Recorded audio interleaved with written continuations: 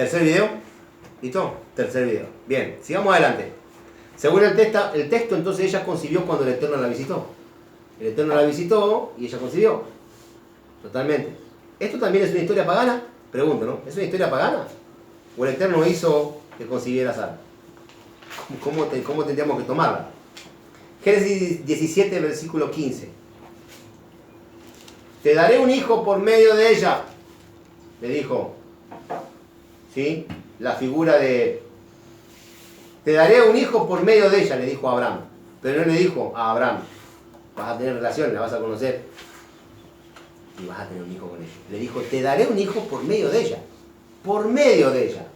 No por medio de Sara. O sea, primero le dijo, debe entender, te daré un hijo por medio de ella. No por Agar, discúlpeme. No por Agar, por medio de Agar. Te mandaste la macana, Abraham.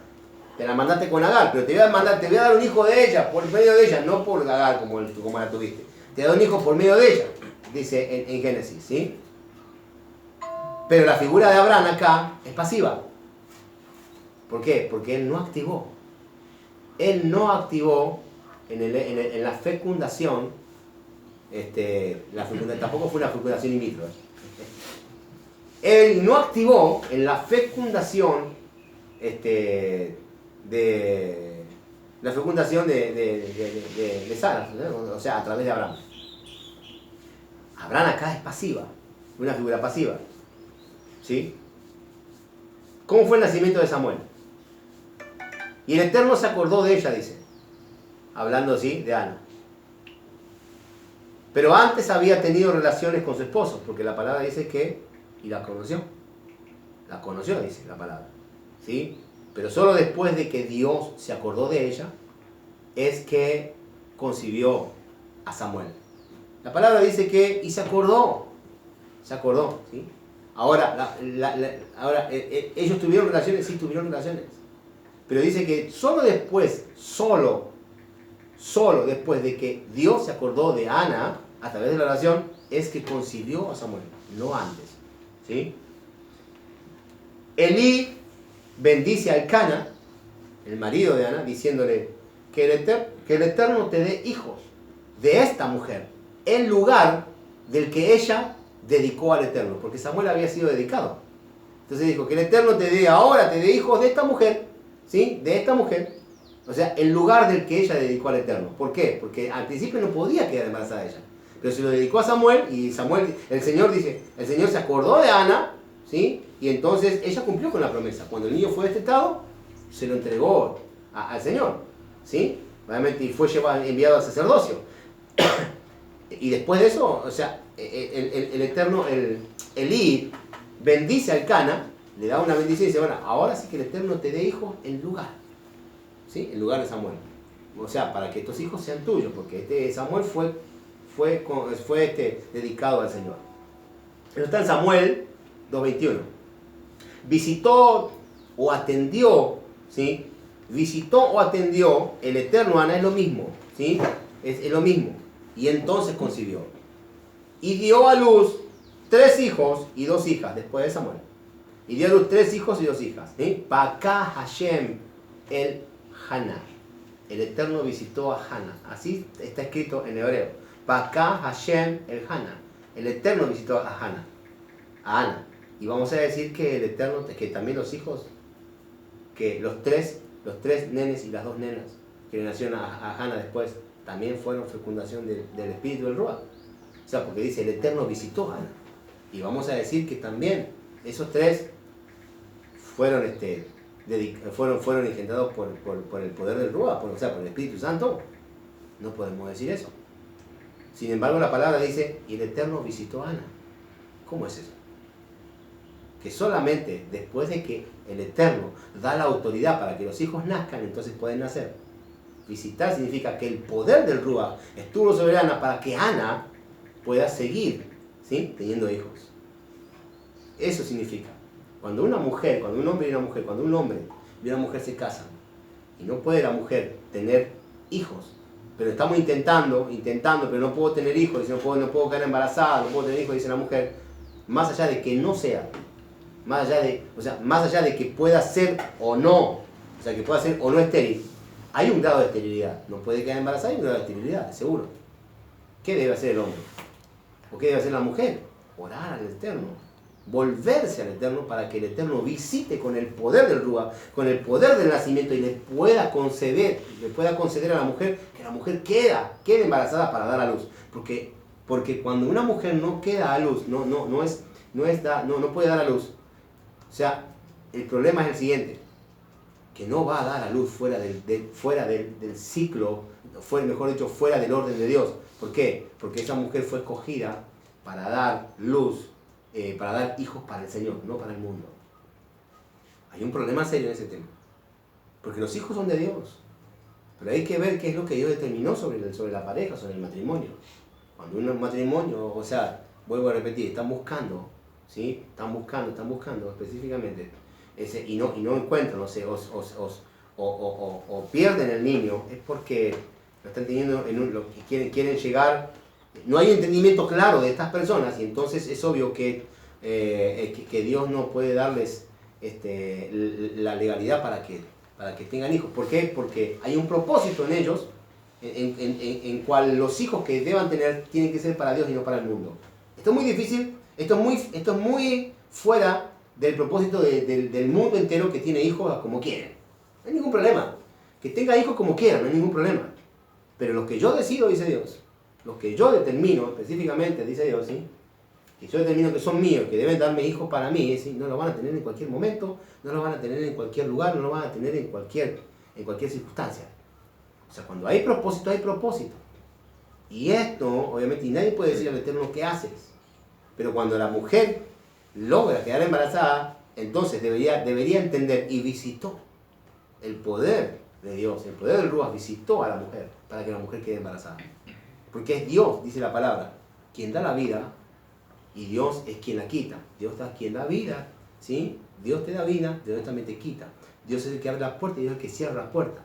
Él da vida, en las manos de Él está la vida y la muerte. Significa que en las manos de Él decide cuándo la persona va a dar luz y cuándo Él va a mandar un alma y cuándo Él no la va a mandar. ¿Me entiendes? Con propósito. Pero todo tiene que ver con un propósito. La mujer y el hombre fueron destinados para ese propósito. ¿Por qué? Porque el Señor va a mandar a alguien con propósito al vientre de esa mujer. Porque el niño que van a nacer en ese vientre de esa mujer, que viene también con propósito, va a ser destinado para el Eterno, con propósito. O sea, todo tiene que ver con un contexto, con un propósito eterno. Es impresionante todo lo que podemos aprender de esto, ¿no? Así que, dice esto. De aquí podemos aprender que para la percepción hebrea, ¿sí? Ya de antaño, el Ruach HaKodesh del Eterno, ¿no? del Creador, siempre ha estado relacionado con el nacimiento del ser humano. Siempre. Si vamos a ver a la palabra, vemos que el Ruach HaKodesh siempre está relacionado con el nacimiento del ser humano, ¿sí? De manera que la mención de Ruach HaKodesh en el nacimiento de Yeshua no es algo nuevo. ¿Me entienden? O sea, ¿es algo nuevo? No, no es algo nuevo. La mención del Ruach HaKodesh. O sea, Mateo viene y declara esto, ¿sí? Que fue a través del poder, no fue concebido por el Espíritu. O sea, fue a través del poder del Ruach HaKodesh, ¿sí? Fue a través del poder del Ruach HaKodesh. Lo nuevo aquí entonces es entender lo siguiente, que lo hizo a través de una virgen. Y la palabra, vuelvo a repetir, no es virgen. Porque la palabra no es virgen, no era una mujer, no es una mujer virgen, sino que lo hizo a través de una alma o betulá. Y la palabra alma o betulá tiene que ver con una mujer joven, ¿sí? No virgen. Concibió y dio a luz a Yeshua ben David. Una mujer joven concibió y dio a luz a Yeshua ben David. La manera que el autor elabora su texto es a través de las imágenes del Tanaj. Entonces podemos entender que Mateo escribe. ¿Por qué escribe Mateo de esta manera? Porque Mateo elabora el texto a través de las imágenes del Tanaj. Entendemos que Mateo era un estudiante de la Torá. Y conocía la Tanaj y conocía estos criterios del Ruach. Conocía que no era nuevo que el Ruach visite a las mujeres, ¿sí? de su pueblo para que nazcan hombres, obviamente con propósito. Vuelvo a repetir, ¿no? Samuel, Isaac, Yeshua. y así otras más que podemos llegar a visitar, ¿no? Y esto es para no quitar la preeminencia que Hashem, o sea, la preeminencia de Hashem ante tan elevada figura como lo es la figura de Yeshua HaMashiach. Por eso es que Mateo viene y escribe de esta manera. No le podemos quitar la preeminencia a Hashem en todo esto, porque si hubiésemos dicho, si hubiese dicho el texto, y Joseph conoció a Miriam y tuvo un hijo, ¿sí? O sea, y nació Yeshua. ¿Qué hubiese pasado en ese tema? En ese tema. Le hubiésemos quitado la preeminencia a Dios. Y si le quitamos la preeminencia al Creador, ¿qué hubiese pasado? ¿Cuál sería nuestra mentalidad ahora? Yeshua es un ser normal. Yeshua es un ser común y correcto como todos, y todos podemos ser Yeshua. Ese sería el pensamiento de hoy. Porque si lo concibió, si lo hizo a través de Joseph y Miriam, ¿sí? Entonces, entonces le quitaríamos la preeminencia a Dios en el hecho de la creación, en el hecho de dar a luz a Yeshua. Y nuestro pensamiento sería diferente. Pero Mateo escribe esto porque él entendía cómo Dios operaba, o a lo mejor el poder del Ruach operaba en los nacimientos de figuras tales como, por ejemplo, vuelvo a repetir, Samuel, Isaac, ¿sí? Obviamente, ¿sí? Vuelvo a repetir, Yeshua, ¿no? Como eran hombres de renombre. En el nacimiento de Moshe también pasó algo parecido. Pero no voy a darlo a explicar porque si lo explicamos nos vamos a llevar media hora más. Y no vamos a entender. Pero tiene que ver, el nacimiento de Moshe tiene que ver con el hecho de que en aquel momento los que nacían, obviamente como se había decretado de que los varones tenían que morir y las mujeres se les podía vivir a los recién nacidos, tiene que ver con el hecho de que como el pueblo de Israel era entendido en estas cosas, se guardaba o se restringían de tener relaciones con sus esposas para que sus hijos no mueran. Que es lo que no se entiende cuando estudiamos Torah, pero cuando estudiamos Biblia, pero cuando estudiamos Torah entendemos que los hijos de Israel, porque está escrito en una palabra, en la aflicción, cuando ellos tuvieron aflicción y clamaron a Dios. ¿Por qué tuvieron aflicción y clamaron a Dios? No lo voy a explicar en el contexto entero, pero voy a explicar esto. Dice que tuvieron aflicción y clamaron a Dios. ¿Por qué clamaron? Esa palabra aflicción está ligada con el hecho de que no podían tener relaciones con sus esposas. Ellos se jactaban de tener relaciones con sus esposas, ¿por qué? Para que sus hijos no mueran. Y ahí hay algo maravilloso que pasa en el contexto de Moshe.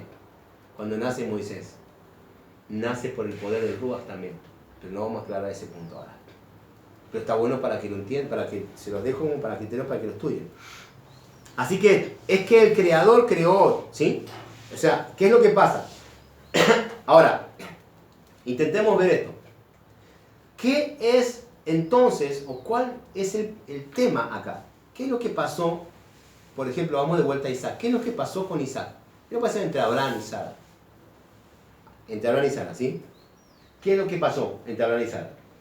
Entre Abraham y Sara, lo que hizo el Señor es, el Creador, lo que hizo es establecer en el óvulo de Sara el espermatozoide de Abraham. Abraham vino.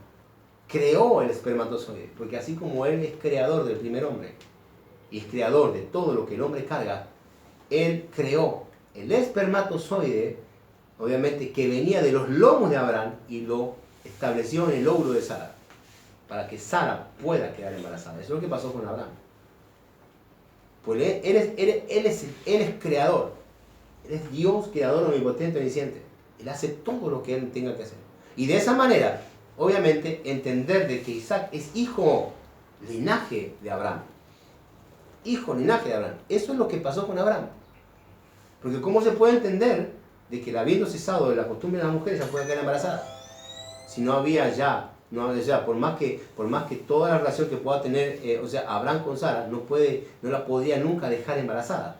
Sin embargo, el Creador creó el óvulo, creó el espermatozoide, o sea, obviamente, el mismo que carga a Abraham, lo depositó en el vientre de Sara. No era del Ruach, era el espermatozoide de Abraham. Y lo creó y lo estableció en el óvulo de Sara. Para que obviamente, ¿sí? O sea, Sara, obviamente, pueda dar a luz. Se dice que le había, obviamente como se sabe, ¿no? Solo el Creador puede hacer estas cosas. Pero el óvulo y el espermatozoide eran de los padres. Tanto el óvulo como el espermatozoide, obviamente, en Sara, eran de los padres. Por eso mismo específicamente entendemos, aunque esto no lo entendemos a ciencia cierta cuando leemos las Escrituras, de alguna manera entendemos nosotros que Isaac es hijo de Abraham y de Sara. No decimos, el Espíritu Santo lo engendró en Sara. No decimos eso. Pero si nos ponemos a estudiar, ¿es lógico que podríamos decirlo? Sí. Porque uno podría venir y decir, no, pero pará, lo mismo que pasó con Isaac, pasó también con Yeshua. O sea, visitó al Señor a Sara y obviamente le engendró un hijo. O sea que entonces Isaac podría ser un Yeshua, un Mashiach. Pero no lo es. O sea, de alguna manera. No era su propósito. Claro, no era su propósito. Pero vemos específicamente, ¿sí?, que el Creador lo hizo con Sara, ¿sí?, al engendrar a Isaac. Y no lo puede hacer con Miriam. El óvulo y el espermatozoide son de los padres. Pero quien los une, obviamente, para lograr la fecundación, no es el humano. No es el humano, sino que el Creador. ¿Sí? ¿Por qué? Yo puedo tener mis espermatozoides. Yo tengo mis espermatozoides. Los óvulos de mi esposa, específicamente, está todo bien. Yo me puedo unir específicamente a ella. ¿Sí? Para lograr engendrar un hijo. Engendramos 5 hijos, pero perdimos a 2 antes del primero. Queríamos engendrar, obviamente a nuestro primer hijo y no nos pudimos. Perdimos a 2. La vida y la muerte están en el poder de las manos del Altísimo. Queríamos tener un hijo, pero no era disposición humana. La disposición, o sea, nosotros estamos dispuestos, pero específicamente no era por voluntad humana. No era nuestra voluntad, era la voluntad de Hashem. No era la voluntad nuestra que nazca en ese momento, la voluntad de Hashem era que nazca después.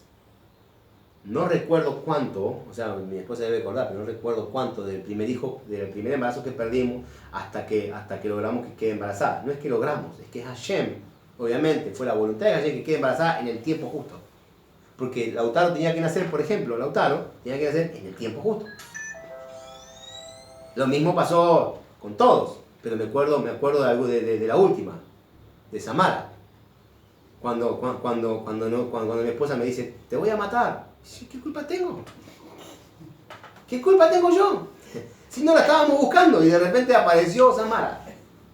Después de 4 años. Sin embargo, y apareció Samara. La voluntad del Eterno en Samara. Y una palabra que había venido a nosotros antes, mucho antes de que Samara aparezca. En donde un hombre me dice, un hombre de Dios me dice, en el tiempo en que Dios determine, tu hija mujer va a nacer. Y esto para que te acuerdes, dice, que Dios determina la palabra profética. En el tiempo, o sea, nosotros habíamos nacido nuestros 4 hijos y ya le habíamos dado. No, estaba por nacer Geiel, que era el último. Y nosotros, claro, o sea, queríamos una nena. Teníamos 3 hombres, 3 varones, y queríamos una nena, pero no, venía Geiel, un varón. Y yo quería que era una nena. Yo soñaba con una nena, quería que era una nena. Pero no, nació un machito. Hijo de tigre. Hijo de tigre. Y ahí donde vino la palabra y me dijo, en el tiempo de Hashem va a venir tu hija mujer. En el tiempo de Hashem. Y entendí ahí que no era mujer, que era varón. ¿Y en el tiempo de Hashem vino la mujer? Sí, porque después vino la mujer.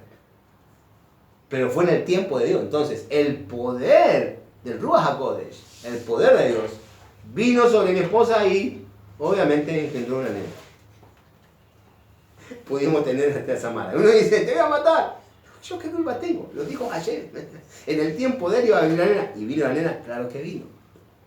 Por eso mismo entendemos que es por voluntad de Dios cuando vienen los hijos y no voluntad, no la voluntad obviamente del hombre. ¿Sí?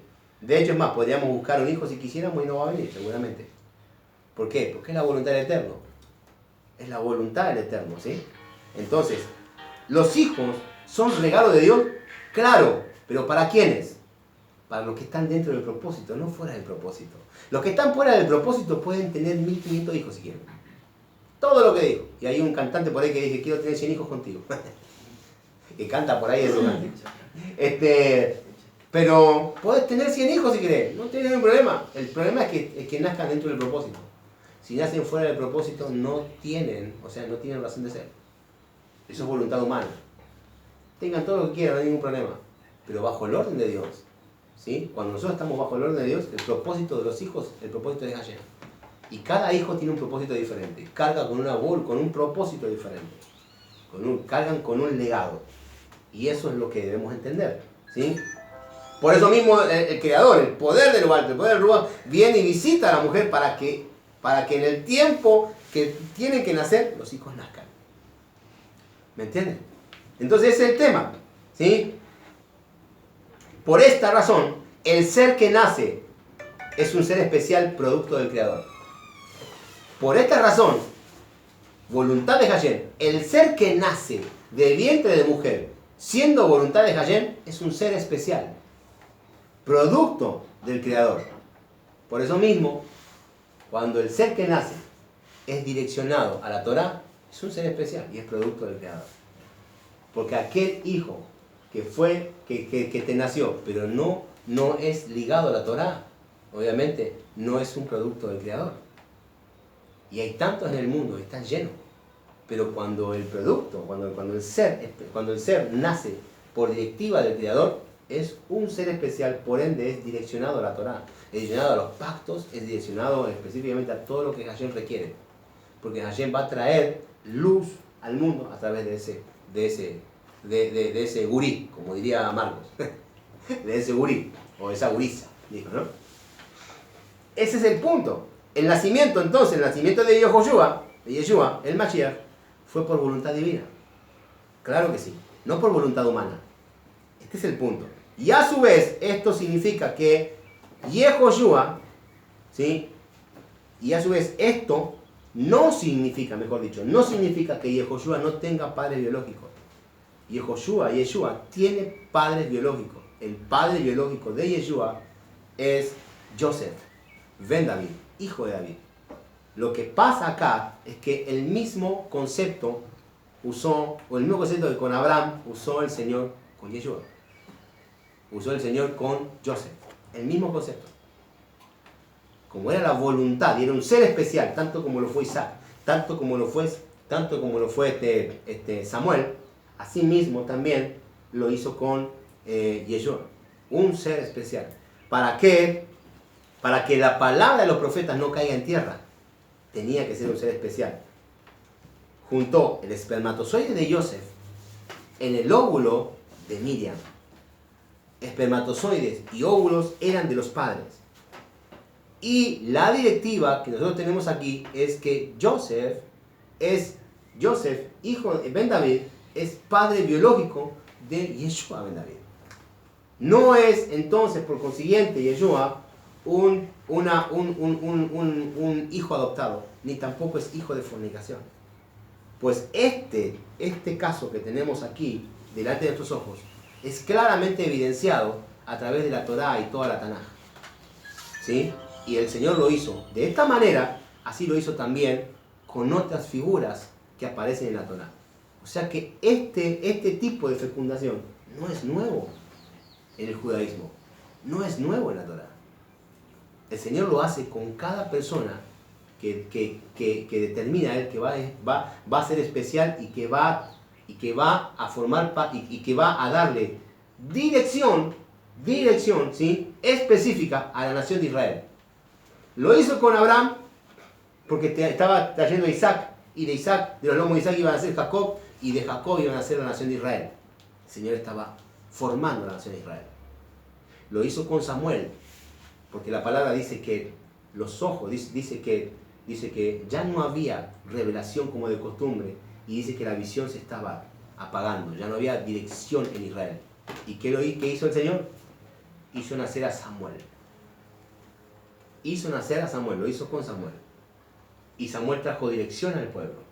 Y el pueblo volvió, específicamente, el pueblo no se desvió. Trajo dirección, trajo luz al pueblo, trajo revelación, le entregó profeta. Lo hizo con Moisés. en el medio de toda esa tribulación que había y de aflicción del hecho de matar a los niños por orden del faraón.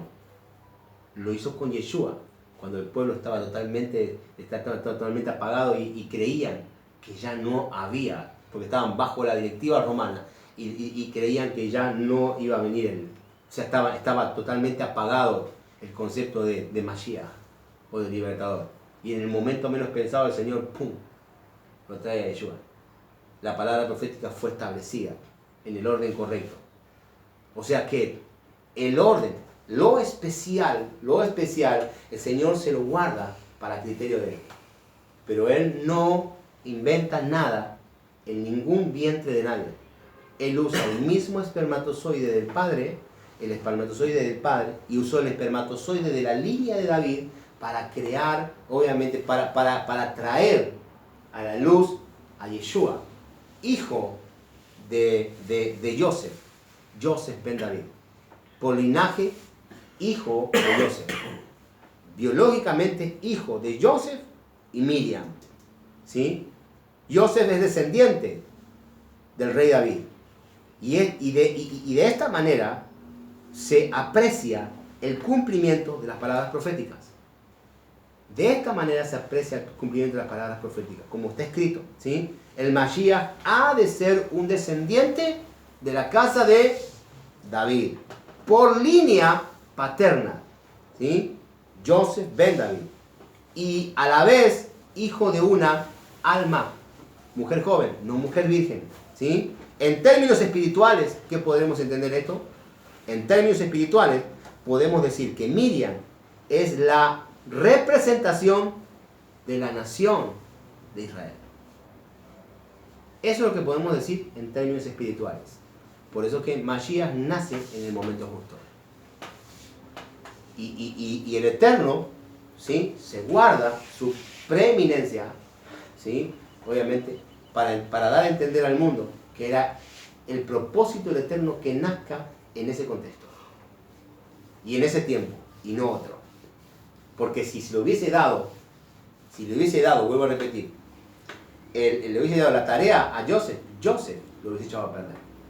Así como Abraham hubiese echado a perder a Isaac, como lo hizo anteriormente con Agar.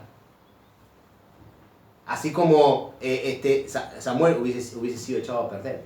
Y así como Moisés también hubiese sido echado a perder también. Porque morían tantos niños que nacían en ese tiempo que pudo haber también muerto también Moisés. O sea, el Creador se guarda la preeminencia y él determina la vida o la muerte. ¿Me entiendes? Y en este contexto es como debemos entender, obviamente, el libro de Mateo. Tanto también el libro de Lucas. Y acá sí, entonces podemos decir específicamente que Mateo entendía correctamente que dentro del pueblo de Israel, obviamente esto, lo que pasó con Yeshua, no era cosa rara, sino que ya había pasado con otros líderes, como lo hemos visto hoy. Amén. Y con el único lado, este cuento se terminó. Seguimos con otras cosas más en el próximo video. Les mando un saludo grande, espero que haya sido de bendición. Shalom, shalom.